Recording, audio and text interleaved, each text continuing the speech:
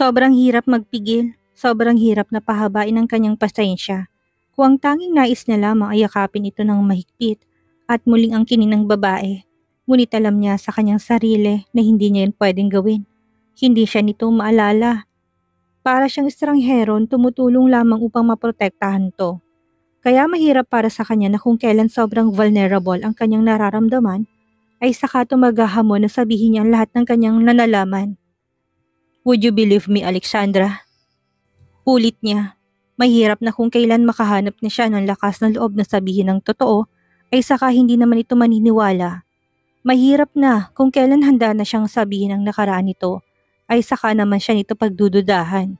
Gusto niyang kunin na muna ang tiwala nito bago niya sabihin ang lahat ng kanyang alam. Tama si James sa parting hindi niya maaring biglain si Alexandra na makaalala dahil baka mas maging mahirap lamang ang kondisyon ng isip nito. Ngunit kung hihilingin nitong sabihin niya ang totoo ay gagawin niya. I just want to tell her that she used to be my wife. Nahihirapang sigaw ng kanyang isip. Nangihinang naupo si Alexandra sa sofa. Huminga ito ng malalim at sinapo ang noo. I am so confused, Mr. Berado. Hahanapin ni Athena at Damon si Marcos sa akin. Hindi ko alam kung paano ko sasabihin sa kanila ang totoo. If he fake my identity, then it means he's trying to protect me from those who knew me. Yun ang naiisip ko. Pero bakit nagdududa pa rin ako sa kanya? Bakit pakaramdam ko pinoprotektahan niya ako sa pansarili niyang interes?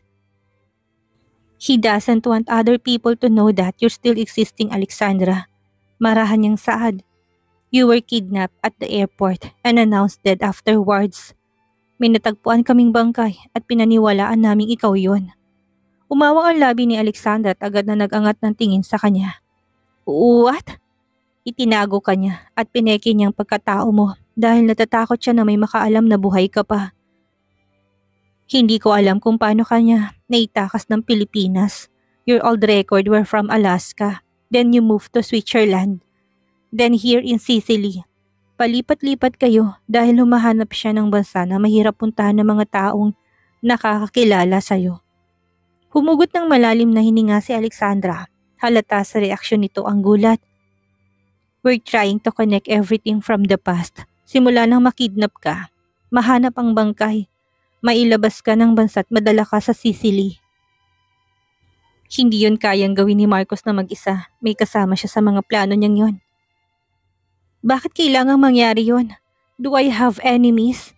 Did I make bad things before? Ano bang kasalanan ko? Tinikom niya ng marinang kanyang labi. Nasa isla sila bago makidnap si Alexandra.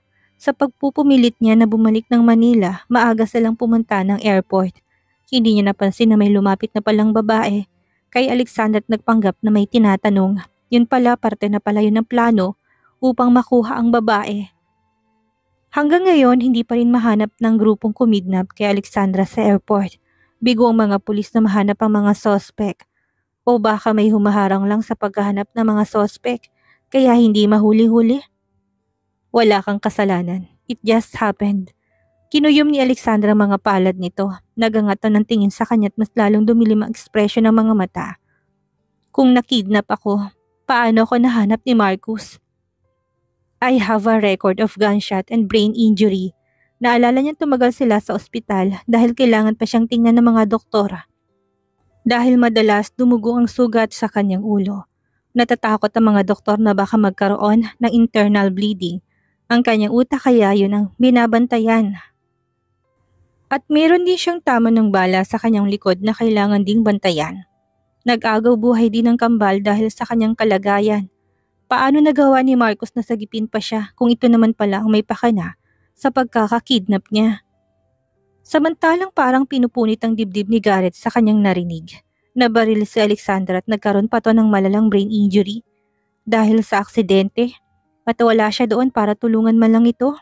Naniniwala siyang namatay ang babae dahil sa sunog. Lumunok siya at pilit na kinalmang sarili kahit na parang may bagyo sa kanyang loob. We're still trying to figure that out. Baka may kinalaman si Marcos sa pagkakakidnap mo noon.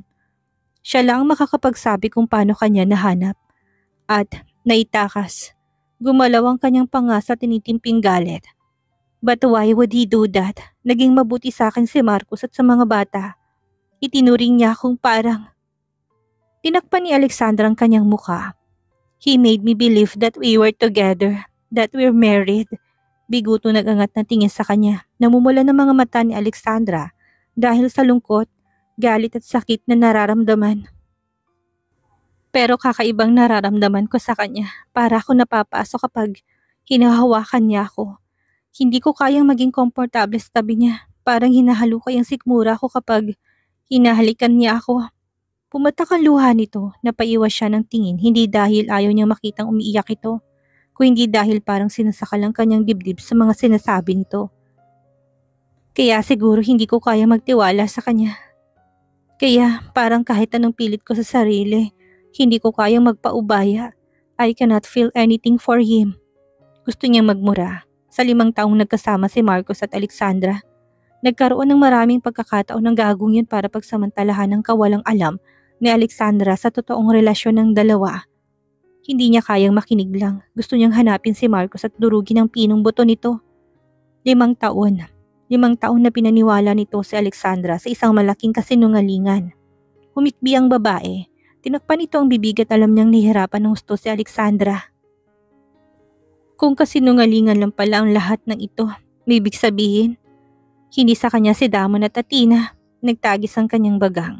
Ikinuyom niya ang kanyang mga kamay at nagbaba ng tingin sa carpeted floor. Kaya hindi niya kamukha ang kambal. Kaya madalas sabihin ng mga tao na sa akin lang nagmana si Damon at Athena. Maging yun ay kasinungalingan lang, hindi ba? Hindi na niya alam kung paano na nagagawang tumibok ng normal ng kanyang puso, samantalang para yung sinasakal. Hindi ka kailanman ikinasal kay Marcos, Alexandra. Hindi. Hindi rin siyang ama ng kambal.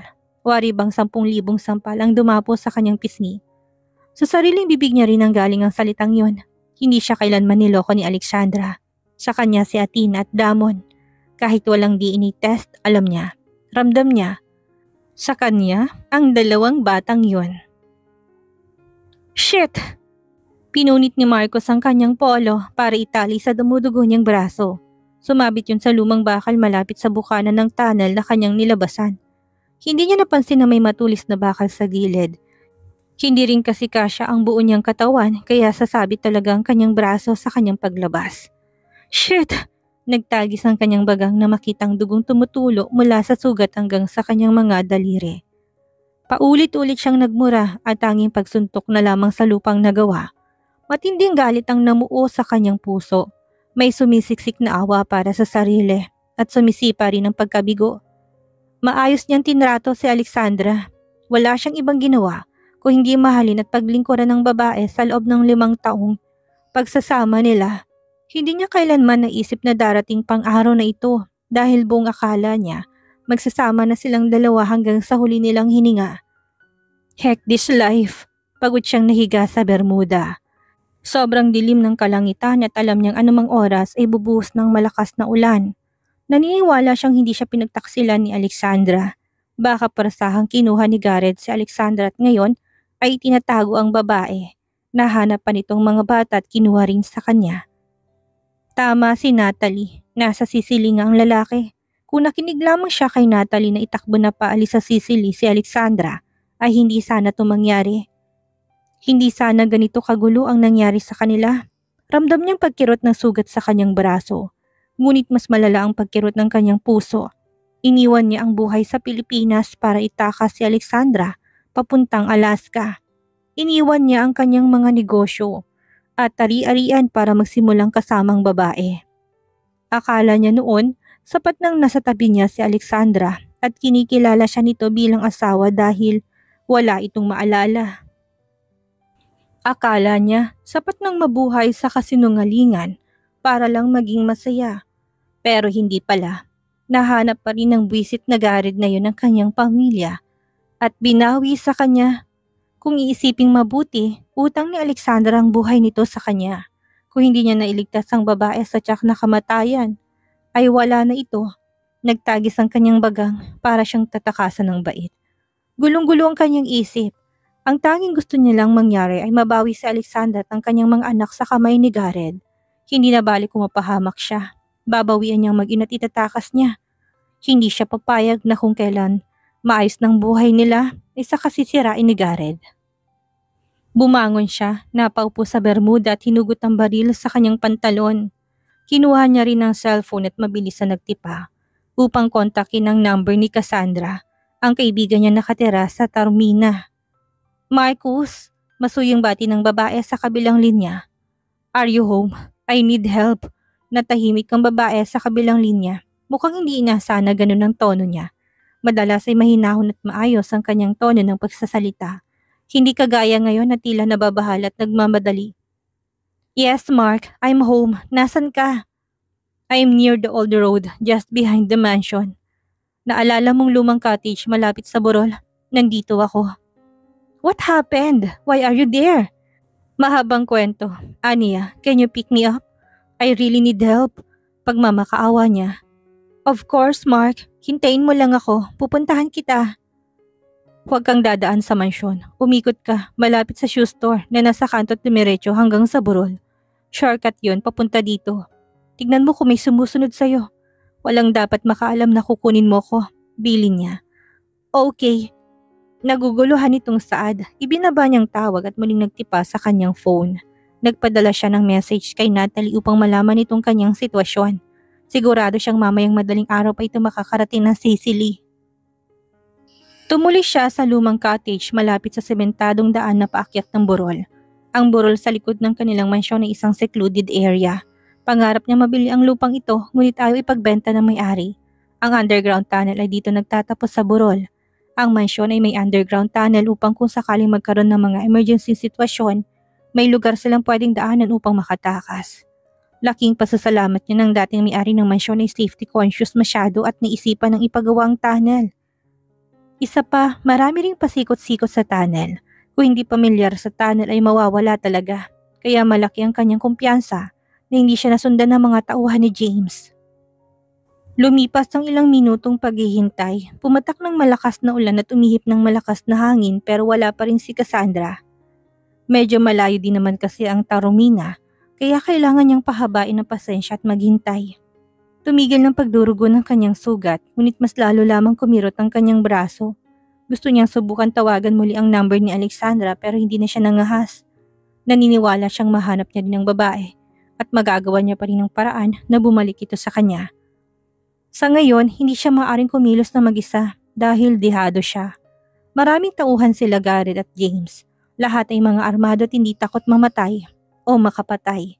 Kailangan niya ng mga tauhan din upang mabawi ang mag-iina. Kung sakaling makarating na si Natalie mamayang madaling araw, kailangan nila kagad na magkita at mag-usap tungkol sa susunod nilang hakbang.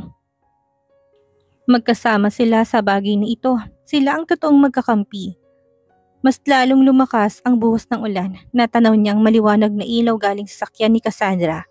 Pamilyar ng puti nitong Volvo, kaya sumuong na siya sa ulan at lumapit sa sakyan nito. Binuksan niya ang pinto ng passenger seat at pumasok. What happened, Mark? Nag-aalalang tanong ng babae. Napansin itong benda sa kanyang braso at mas lalo lamang nalukot ang mukha ng babae. Pinasok ang bahay namin ng mga armadong lalaki. Tinangin nila si Athena at Damon. Nakuha rin nila si Bella.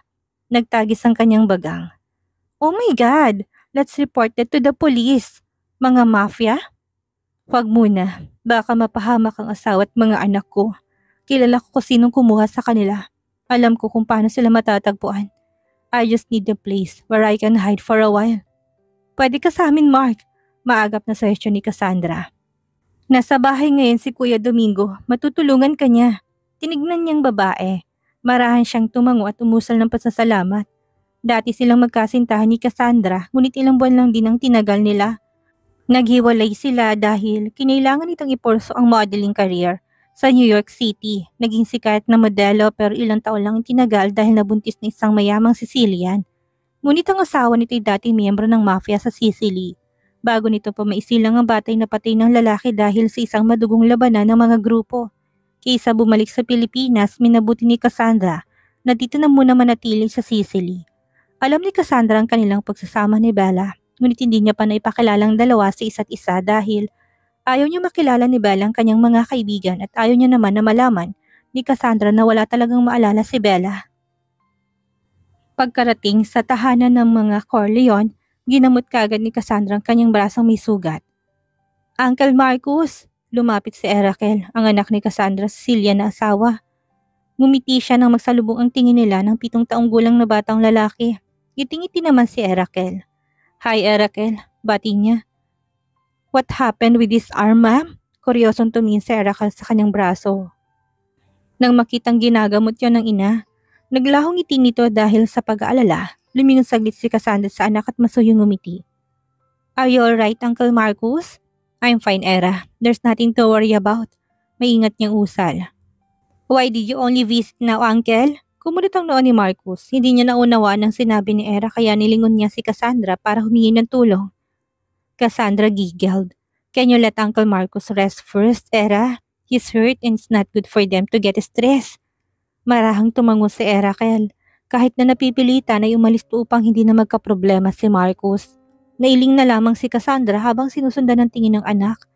Mabuti na lamang at nakinig ito kaagad sa kanya dahil iniisip niyang kukulitin lang siya nito upang manatili sa tabi ni Marcus. Remember the last time you visited us? Ang kulit-kulit ni Era. Gusto niyang bumisita ka palagi. Pahirapan ang pagpapaliwanag dahil gusto kanyang makita palagi. Kumunot ang kanyang noo. Naibenda na muli ni Cassandra ang kanyang braso ng malinis na gauze. Pasensya na Mark. Malungkot na sabi ni Cassandra kahit na may munting ngiti sa labi nito. Hindi kailanman nakita ni Era ang daddy niya bago pa siya maisilang iwala na si Hercules. Alam kong naghahanap ng kalingang anak ko ng isang ama pero hindi ko naman sa kanya maibigay. Bigong saad ni Cassandra. I don't want to get married again. Paalisin kami sa bahay na to kung mag-aasawa ulit ako. Hindi makukuha ni Era ang pera at ari-arian ng kanyang daddy. Kaya kahit na gusto kong maghanap ng partner, hindi rin pwede. Naupo ang babae sa kanyang tabi. Walang masyadong pinagbagong mukha ng dati niyang kasintahan. Maganda pa rin ito. Mabait naman si Cassandra, yun nga lang masyado tumaluho. Siguro dahil sa pagiging modelo, kaya maraming pangangailangan para sa sarili. Nag-aaral pa siya noon nang maging sila. Nakipaghiwalay ito para tuparin ang pangarap na maging isang sikat na modelo sa New York dahil doon nakabase ang modeling agency na nakahanap sa babae. Hindi niya rin kaya na long distance relationship sila kaya pumayag na siya. Isa pa, hindi rin ganong kalalim ang naramdaman niya kay Cassandra, tipong experience lang din ang habol niya sa babae. Mabuti na lamang at napanatili nilang pagkaibigan kahit natapos ng kanilang relasyon. Nakita niyang pagbaba ni Domingo sa malaking hagdan. Pagdating nila kanina ay naliligo to kaya hindi kaagad sila nagkita. Ngayon ay mukhang nakahanda na tong kausapin siya. Malaking lalaki si Domingo, matangkad at nasa edad 40 na. Wala pang pamilya at naging miyembro rin ng mafia na kinabibilangan ng dating asawa ni Cassandra. Madalas ay sa Pilipinas ang iligal nitong negosyo, ngunit bumabalik din sa Sicily para bumisita kay Cassandra buwan-buwan. Marcus, bati nito sa malalim at garalgal na boses nang makita siya. Tumayo siya upang formal na batiin si Domingo. It's been a while, Domingo. Aniya, naglahad ng kamay sa lalaki. Nakangiting tinanggap yun ni Domingo at nakipagkamay sa kanya. Sa Pilipinas ay madalas silang magkita ni Domingo sa mga event at gathering. Hinilihim sa kanyang katotohanan na galing sa lalaki ang mga smuggled na baril mula sa ibang bansa. Malinis ang imahe nito sa Pilipinas. Kilalang hasyendero.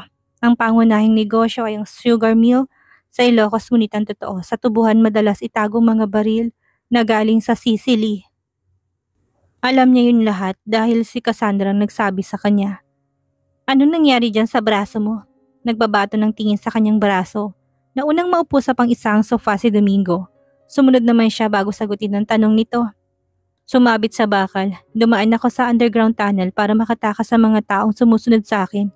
Paliwanag niya. Naging matigas ang ekspresyon ng mukha ni Domingo. Anong nangyari? Pinasok ang bahay niyo? Oo. Mababa ang boses na sad niya. Tinangay nilang mag-iina ko. Si Bella at ang mga batay tinago nila. Aniya. Bella? Kunot noong tanong ni Domingo. Hindi pa nakita na lalaki ang kanyang asawa dahil siya lamang umuwi ng Pilipinas. Hindi rin alam ni Bella na may mga kakilala siya sa Taormina. Ang alam nito ay si Kate lang ang kapwa Pilipino nila. She's my wife, he said with conviction. Umalis kami ng Pilipinas para manirahan sa Alaska. Pero pilit kami sinusundan ng dati niyang asawa. Hiwalay na sila pero ayaw pa rin ng lalaki yung natantanan kami. Lumipat kami sa Switzerland para doon manirahan pagkatapos niyang manganak. Pero nasundan ulit kami. Palipat-lipat kami dahil maimpluwensya ang dati niyang asawa. Ngayon kahit sa Sicily ay nahanap niya pa rin kami. Kinuha niya si Bella kasama ng mga anak namin. Kung hindi pa ako nakatakas baka napatay na ako ng mga tauhan niya. Kwento niya. Kung hiwalay na pala silang dalawa, bakit pa habulin ng lalaki niyo si Bella? Nagtatakang tanong ni Cassandra. Dahil hindi niya matanggap na masaya si Bella sa akin. She was a battered wife before. Napasinghapang babae sa kanyang tabi. Madalas niyang saktan si Bella, binubugbog at kinukulong sa kwarto. Ayaw na sa kanya ng asawa ko, kaya nakipaghiwalay ito. Maayos na sanang lahat pero mukhang nasira na ng bait ang gagong yun. Kaya hindi kami pinapatahimik. Who's this guy? Tanong ni Domingo. Tinignan niya ang lalaki, nakakunot ang noo nito at mukhang naniniwala naman sa kanyang mga sinasabi. Huminga siya ng malalim. He's a well-known businessman in the Philippines. Mayaman at maimpluwensyang pamilya, maging sa buong Asia. Talaga? Nautal na tanong ni Cassandra. Tumango siya. Pinakitang bigong ekspresyon ng kanyang muka. My wife ex-husband is Gareth Verado, the president of Verado Group of Company. He's a friend of Jameson Blake. Silang dalawa ang sumugod sa bahay para kunin ang mga anak ko at ang pagbantaan ako. Kilala ko si Jameson Blake pero hindi ang Gareth Verado na sinasabi mo. Saad ni Domingo.